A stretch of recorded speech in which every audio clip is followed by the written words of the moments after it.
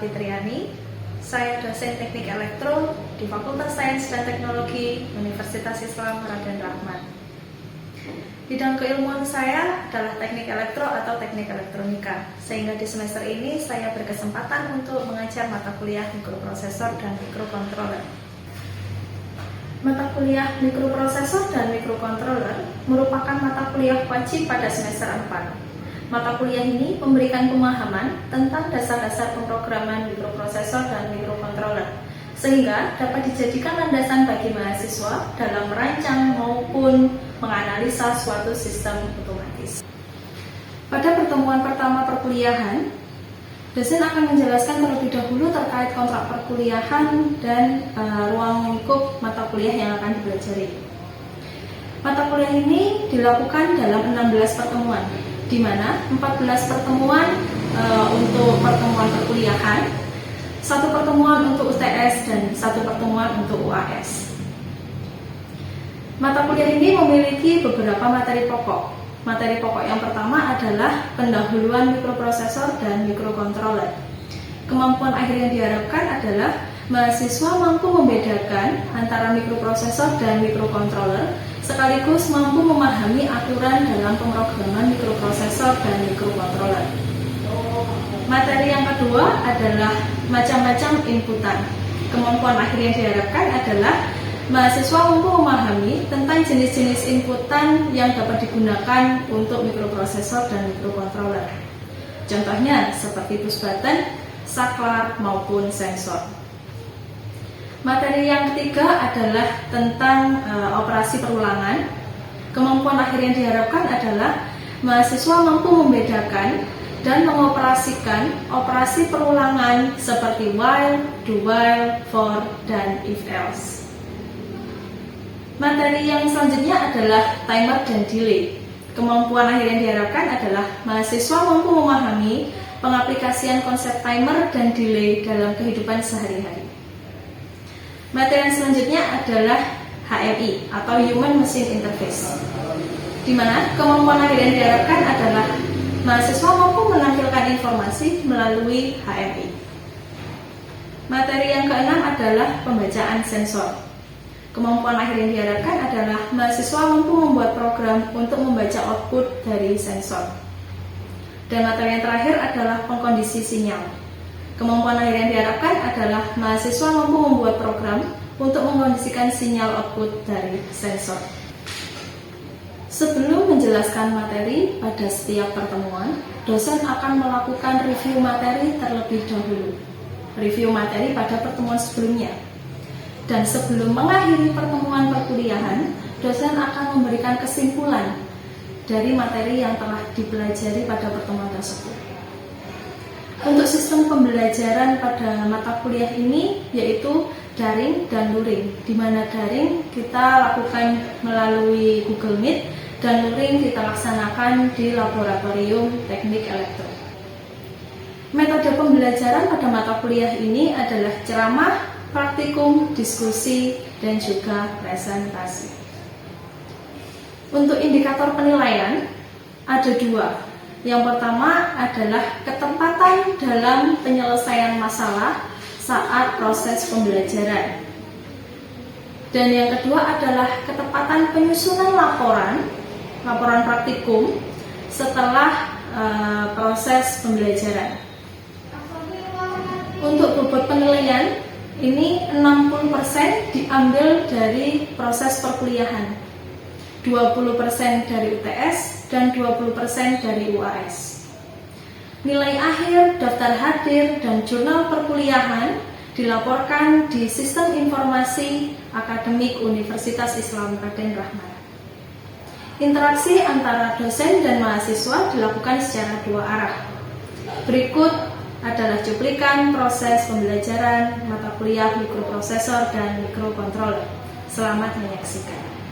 Oke, Assalamualaikum warahmatullahi wabarakatuh. Waalaikumsalam warahmatullahi wabarakatuh. Selamat pagi. Pagi luar biasa. Kurang semangat. Selamat pagi. Pagi luar biasa.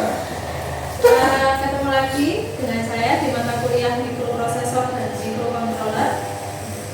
Sebelum kita masuk ke ke materi yang sekarang, untuk materi baru, saya mau tanya dulu. Di pertemuan sebelumnya kita sudah belajar apa? Mikroprosesor sama mikrokontroler. Kenapa? Mikroprosesor sama mikrokontroler kenapa? Di pertemuan sebelumnya. Apa yang dibahas? Yang membedakan itu. Yang membedakan. Emang apa perbedaannya? Perbedaan antara Mikroprosesor dan mikrokontroler. Apa bedanya? Kalau mikrokontroler itu pengendali kecil. pengendali kecil. Ya, kalau mikroprosesor itu cuma chip saja. Bedanya di Cuma prosesornya aja. ya di apa namanya bentuknya. Jadi gini, kalau mikroprosesor dia terdiri dari inti prosesor aja. Nah, kalau mikrocontroller itu selain ada inti prosesor, dia sudah dilengkapi dengan memori sama I/O. Jadi kalau misalkan mau di coding itu, kalau mikroprosesor masih butuh I/O eksternal, masih butuh memori eksternal gitu. Nah, kalau yang mikrocontroller itu sudah siap package. Nah, itu. Saya mau tanya Bu, mikrokontrol kan itu kecil-kecil Bu ya? Itu cara membuatnya gimana Bu? Cara membuatnya kayak gimana maksudnya? Pabriknya. Iya, pabrik. Kok bisa kecil kayak gitu? Itu kan Apakah ada alat khusus atau gimana? pastinya itu kan sebenarnya mikroprosesor sama mikrokontroler itu kan gabungan atau konfigurasi dari transistor. Kalau kita ngoding, bukan hanya ngoding, semua perangkat yang digital itu kan dapat logika 0 sama 1 dari mana? Itu dari transistor. Jadi baik itu komputer, baik itu prosesor, mikroprosesor, mikrokontroler, sebenarnya dia itu dari transistor. Cuman dia kalau dulu itu ukurannya besar, nah sekarang ukurannya kecil, dibentuk menjadi IC. Nah, IC itu tadi yang disolder di PCB-nya. Kalau yang sekarang berarti sudah pakai teknologi solder uap kayak gitu. Karena kan dia kan sudah kecil gitu kan. Soldernya kan sudah nggak mungkin kan pakai solder listrik.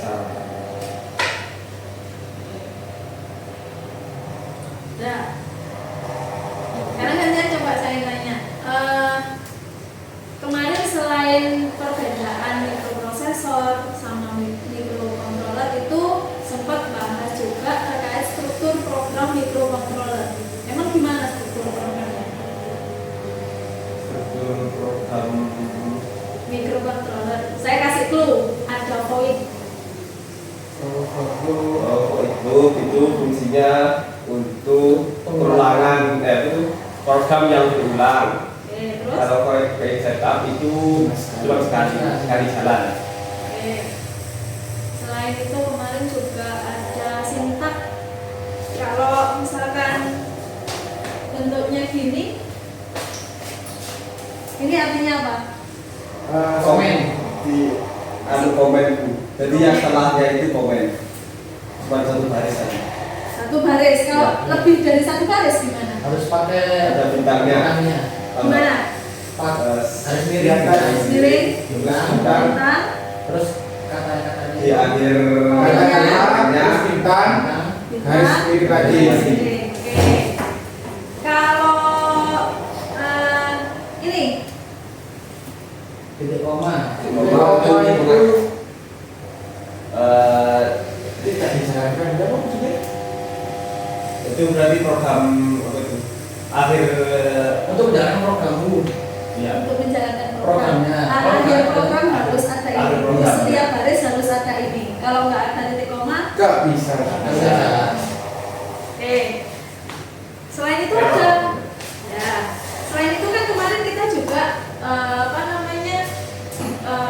modding sederhana terkait menampilkan tulisan atau menampilkan karakter di serial monitor. Pakai apa? Perintah apa? Untuk mencetak tulisan di serial monitor pakai perintah apa? Serial V. Serial print. Oke.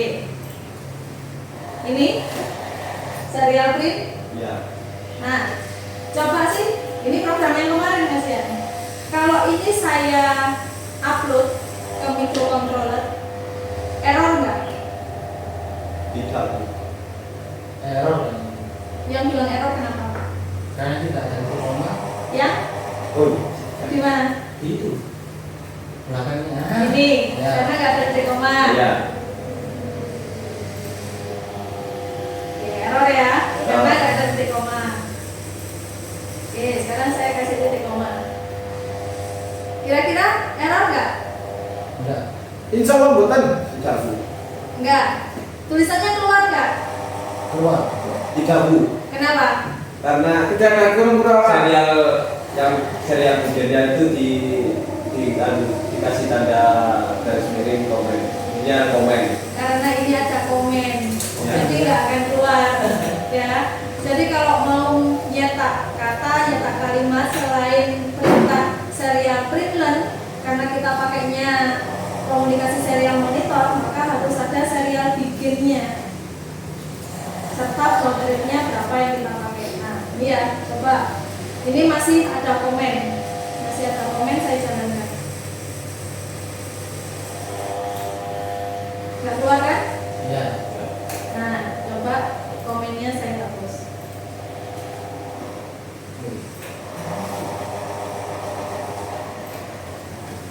Nah, keluar ya. Keluarnya apa namanya? Tulisannya Terus terus menerus karena ditaruh di poin itu oke. programnya. Sudah pintar ternyata Mas Ika. Oke, sekarang waktunya masuk ke materi yang selanjutnya, itu terkait operasi perulangan. Sebelumnya sudah ada yang familiar nggak dengan istilah ini? Ulangan. Istilah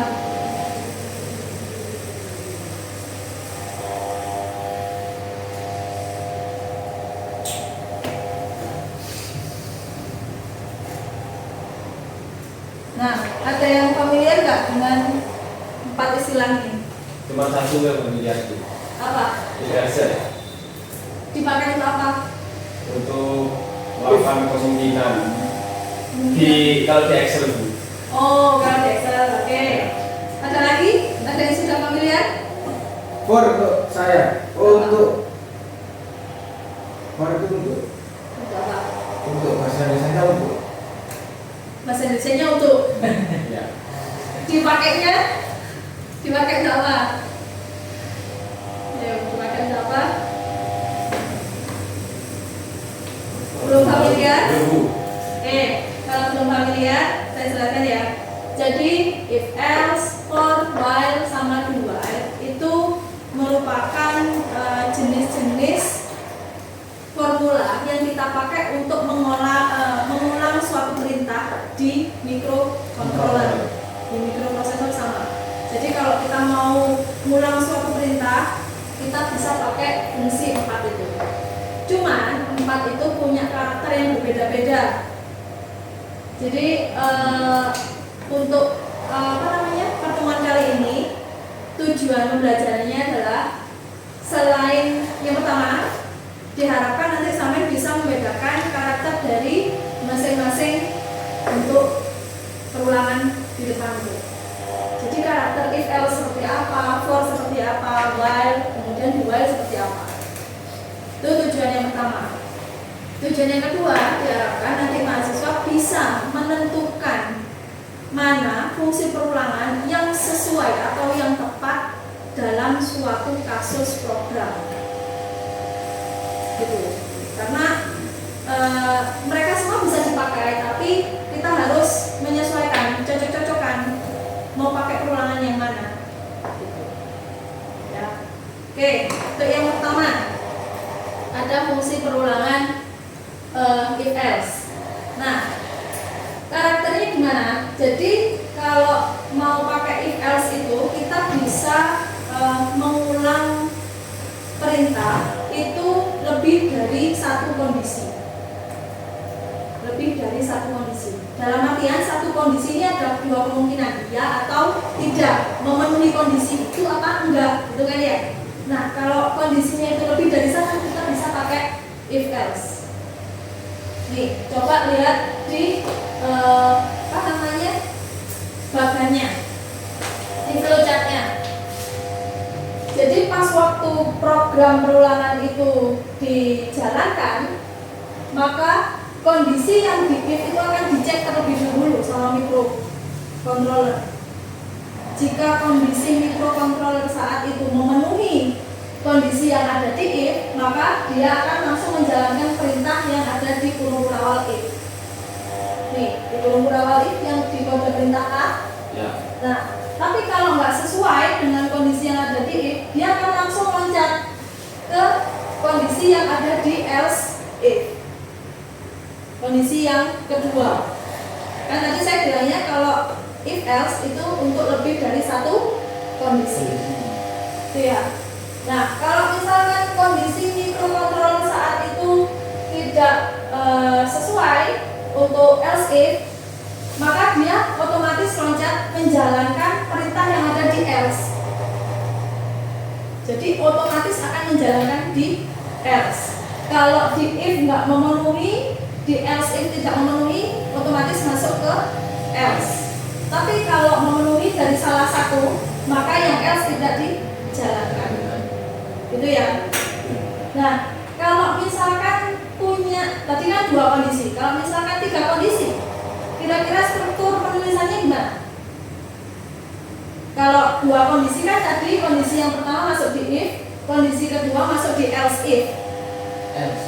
Else if juga. Else. Else if juga. Berarti gimana? Ada if, Else if. terus Else if. lagi, baru Baru else. else. Oke, paham ya? Paham? Jadi untuk di if else itu menyesuaikan untuk susunan penulisannya, menyesuaikan dari berapa banyak kondisi yang dipakai, gitu ya. Kemudian untuk perulangan yang kedua, fungsi perulangan yang kedua itu ada for. Nah, untuk for ini sebenarnya gimana ya? Kalau sama if else, dia sama-sama pengecekan kondisi. Maksudnya microcontroller atau microprosesor itu nanti akan analisa kondisinya itu di awal. Jadi sebelum dia menjalankan perintah, dia akan cek kondisi terlebih dahulu. Baik if else maupun for. Cuman kalau di for itu kita bisa pakai perulangannya itu apa ya? Perulangannya itu sudah kita ketahui berapa kali dia mengulang program itu sudah diketahui jumlahnya. Itu. Kalau misalkan kita mau mengulang suatu program sebanyak 10 kali, itu kita bisa pakai for. Jadi isinya itu kalau di for, ini kan ada 3. For itu sudah pasti ada 3 poin yang harus diisi. Pertama, dia harus dideklarasikan dulu kondisi awalnya. Biar apa? Biar diketahui perulangannya itu berapa kali dia terdeteksi. Jadi kondisi awal harus dideklarasikan. Nah, kondisi awal itu kalau di sini adalah i sama dengan 0. Nah, kemudian berapa kali perulangannya itu yang di tengah ini. Nah, mau berapa kali? Kalau misalkan mau 10 kali, sedangkan kondisi sekarang itu adalah 0, berarti i harus kurang dari berapa? Kalau kurang dari 10. Karena sama dengan 0. 0 dihitung. 1, 2, 3, 4, 5, 6, 7, 8, 9. Sedangkan tadi kan kurang dari 10. Karena nggak ada sama dengannya, berarti dia berhenti di 9. Berarti ada 10 kan step ya. Nah, kemudian i++ ini adalah untuk hitungnya. Hitung berapa kalinya. Sesuai nggak? Kita kan tadi maunya 10 kali. Nah, fungsi hitungnya itu di i++. Sebenarnya meskipun mau pakai i-min bisa. Jadi nanti dia hitungnya hitung ke bawah. Hitung mundur. Kalau i++ berarti hitung maju. Kalau mau pakai i-min berarti i-nya awal bukan 0. Berapa? 10 10 atau 11. Ah, Lalu yang I kurang dari itu berapa? Sama dengan? Ini kurang dari I kurang dari berapa? Kalau 5. saya pakai 5 1. 1. Ya. Oke, jadi tadi dari 10 nggak dihitung ya? 9 kan? 9, 8, 7, 6, 5, 4, 3, 2, 1, 0. Berarti harus sama dengan 0 minimal. Yang min. Yang min. I-min. Kalau mau pakai I-min. Tinggal dibalik aja. Kalau mau pakai plus-plus berarti kondisi awalnya dia harus lebih rendah daripada pengulangannya. Kalau sekiranya nggak pakai plus plus sama ini pakai. Kalau untuk for harus pakai. Jadi tadi saya bilang for itu ada 3 poin yang harus diisi. Kalau sampai hilangkan salah satu dia akan error. Ya, proses update-nya nggak ada. Itu ya. Jadi bisanya pakai I++ atau I-min. Tuh. Sampai sini ada yang ditanyakan? Ada. Tinggal lihat if. Kan if kan Coba lihat beda yang sama while. yang for sama Lihat yang yang while dulu. yang well. Punya Mas Adi sudah? Sudah Bu?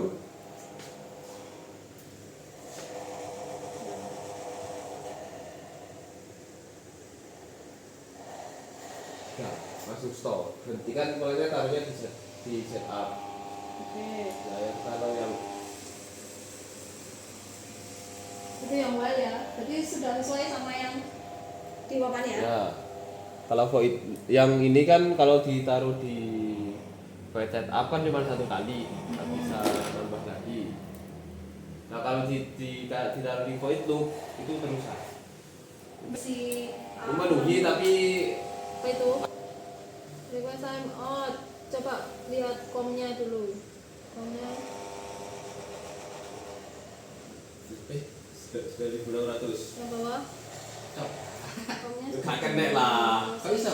Itu kenapa? Itu loh, aku Oke, Mas Nabil nih bantuin. Ada error. Padahal sudah Arduino Macomnya sudah sesuai. Ini kenapa?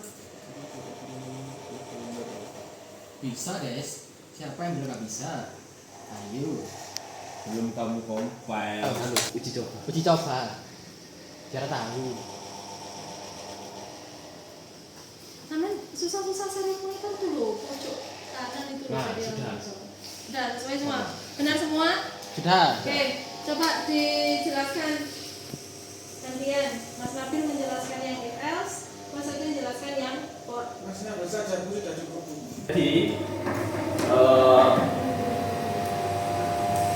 Jadi kalau taruh di setup hanya akan sekali jalan. Nah kalau di void itu nanti bisa muncul sesuai di monitor. Sesuai dengan hasil yang lain ya. Yang hasil yang lainnya.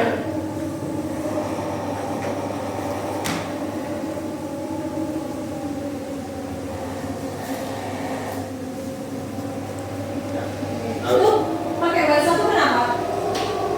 Ini pakai web 1 karena untuk menghentikan dari perulangan yang stop kan karena ada di void loop. Kalau nggak dikasih bahasa itu? Kalau dikasih web 1 maka kondisi yang di else itu akan terus berjalan. Stopnya terus keluar. Stopnya terus keluar. Kalau kenapa kok yang if tidak dikasih web 1 karena sudah ada A++. Jadi tidak perlu ada web 1. Untuk pengulangan kondisinya. Nah, pengulangan kondisinya. Oke, untuk kondisinya belum jelas, sudah paham semua? Nah, Oke, karena sudah paham, karena ditanyakan, jadi kesimpulan untuk apa namanya karakter yang well gimana tadi? well itu kondisinya didahulukan, Pengecekan kondisi kondisinya didahulukan, terus dan itu update-nya dilakukan di dalam program itu, di dalam well-nya. Ya. while, bukan for kan itu di dalam Programnya bukan di dalam apa itu sketchnya itu, di dalam program, di dalam kayak gitu. Ini apa tadi? ini yang for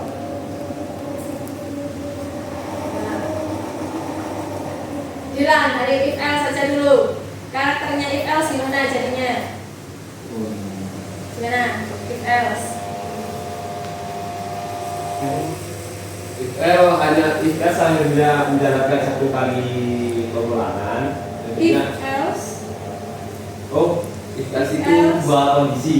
lebih Lebih dari kondisi. Lebih dari satu. lebih dari satu kondisi, karena untuk yang kasus ini cuma ada satu kondisi, jadi cuma pakai if aja. Oke. Kemudian yang for gimana? Karakternya yang for gimana? Juga itu Untuk satu pengulangan. Untuk satu kali berulang, satu kondisi. Satu kondisi. Kondisi kali berulangan. Pengecekannya? pengecekannya dilakukan di awal. Oke. Terus apa itu? Nah, deklarasi. Deklarasinya di awal juga. Oke. Jadi karena sudah ada deklarasi kondisi awal, kondisi Dan akhirnya sudah update-nya. kita tentukan, maka kita sudah bisa menebak berapa kali perulangan yang dilakukan. Itu yang for. Kalau yang lain gimana? Well, kondisinya Dilakukan di awal, sama, dilakukan di terus awal. update-nya di akhir. Oke. Terus yang kedua, Sama-sama di akhir. Dari bedanya while sama do while gimana tadi? Ada kata-kata do kan? ya, Ya, well, pengecekannya. itu pengecekannya di akhir, penjumlahannya juga di akhir. Itu update-nya. Oke, jadi paling enggak dia menjalankan program nggak yang do while? Jalankan program itu. Sebelum analisa kondisi. Menjalankan program dulu. Baru kalau sesuai ditampilkan, kalau tidak sesuai dia tidak diulangi, ditampilkan dan diulangi. Oke. Gimana? Sudah paham? Insya Allah paham. Belum ada. Ya. Nggak ada yang ditanyakan lagi? Sudah beneran?